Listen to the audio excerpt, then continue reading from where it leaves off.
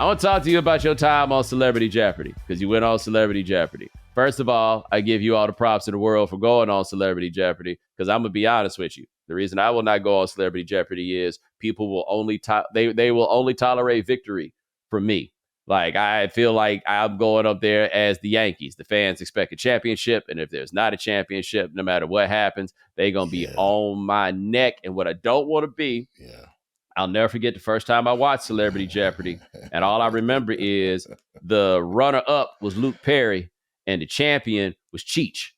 Cheech from Cheech and Chong. Apparently, he knows a lot of things. I'm not disrespecting Cheech. I'm just telling you right now, if I go on Celebrity Jeopardy and lose to Cheech, I will never hear the end of this, and I already got to hear too much shit from people I don't respect. I went on because I was trying to raise money for an Alabama nonprofit. Oh, you don't even get to keep the money? Hell no. None of these shows. It's all for charity. I did Celebrity Wheel of Fortune. I did 25K Pyramid. All of that was charities. What game show would you do then, if not Celebrity? I need to do a game show where, like, there isn't a lot of skill involved. You know what I'm saying? You just out here messing around on television. Like, Beat Pyramid. Yeah. Like, I just feel like we just here to have a good time. And I had to be honest with you, my real brain knew that you'd have to give the money to charity. I don't know why for this brief moment. I was like, damn, I don't even get to keep the money? I have never felt more capitalist in my life. I would do Celebrity Family Feud. Yeah, I would do that. But I would do that. Would you take family? That's the issue, is that I think about some of my family and I'm like, I don't know if they would like you got to feel like people will embarrass you a little bit, you know? Like, I would for sure have my Uncle Derek. He QB1 because he going to say all the ignorant shit that makes Steve Harvey walk off. That's my uncle off the top. My mom is the intellectual, but because she's an intellectual, she's going to think too long. She's not good under pressure. My mama know everything, but she don't know it not in 5 seconds. I don't know. Jeopardy was fine. The issue is the buzzer. It's just hard to buzz in on Jeopardy. That's the only thing. But I mean, it was a good time. I lucked up because they had 2 categories where your boy was able to come back. They had chess, which I played with my son. Hold on. We're going to show them the other one right now. HBCUs. HBCUs 200. Showcased in the doc Homecoming, her epic 2018 Coachella gig was a loving tribute to HBCU culture.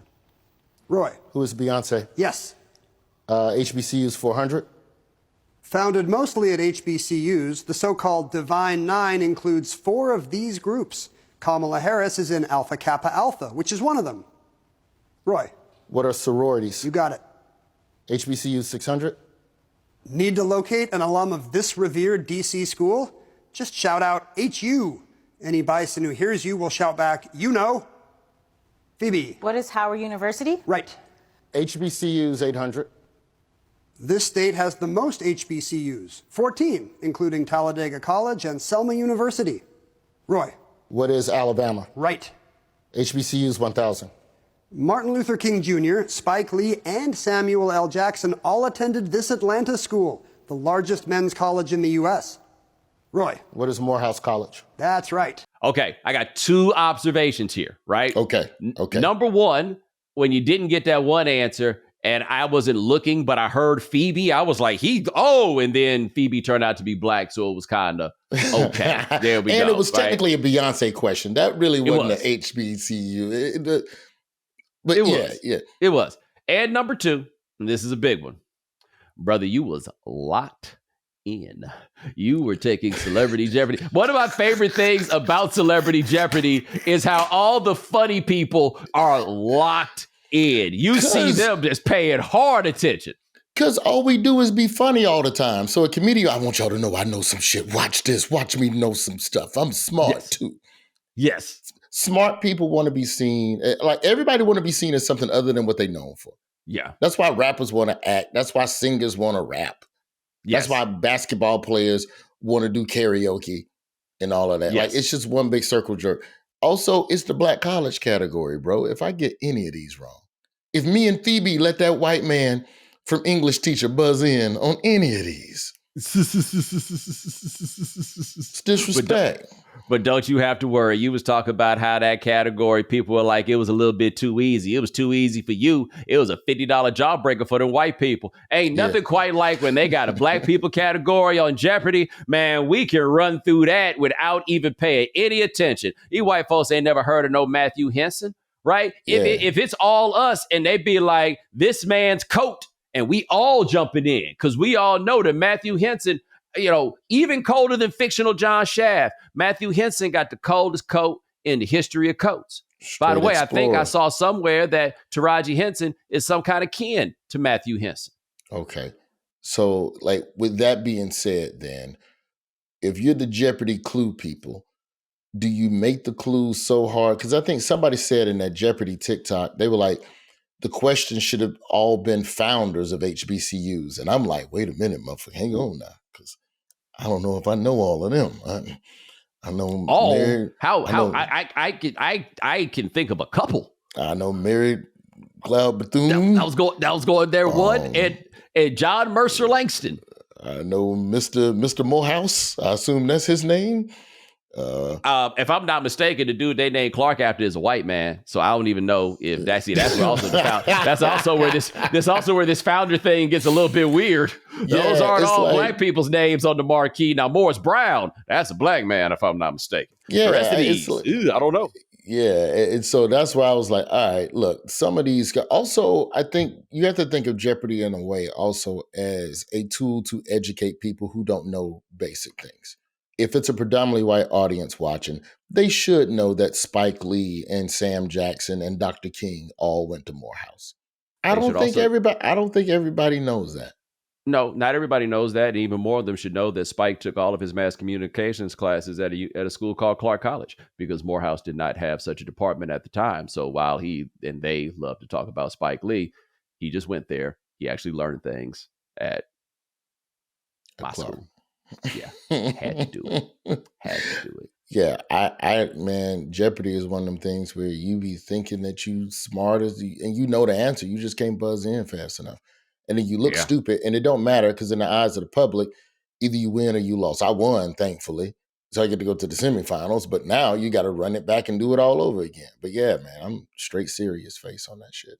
So, Katie Nolan did it. I think she finished third, and it was fun because she was very Katie the whole way, and she started cooking, and you could see like the confidence get up in her and the energy and everything, and she really got to go, and it was really good to see her with that.